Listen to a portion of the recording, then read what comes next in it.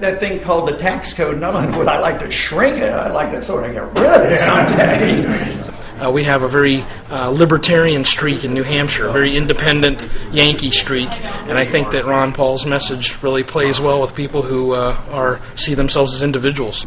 I run for the presidency because I believe that this country is ready for more freedom and less government, and I believe I can represent that position. And I also run with the purpose of doing something else, and that is changing our foreign policy because it intertwines with our economy. We cannot sustain the world empire, and we do not promote liberty. We promote debt. We promote problems. We undermine our liberties. We could save a lot of money. People don't want to hear the truth. People want to live in this fantasy land that they can spend beyond their means, that they don't have to save, that, the day to pay the piper will never come, and that's just not the truth. For you to get back on your feet again, whether it's a business or an individual, they have to liquidate the debt.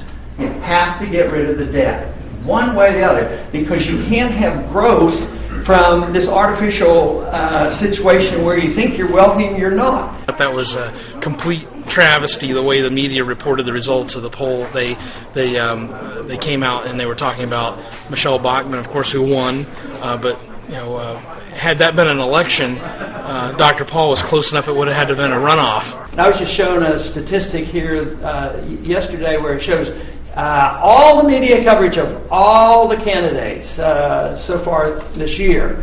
And I have had the least amount of coverage of all the candidates. They just sort of want me to go away. The average voter needs to pay attention to the message and not just who they're being told to vote for by the media. In D.C., they spend $17,000 a child, and they don't get educated. So the Department of Education, Department of Energy, Department of Agriculture, Department of Commerce. I mean, there's very few that we should be talking about. Justice and Treasury and Defense. A few like that would be legitimate.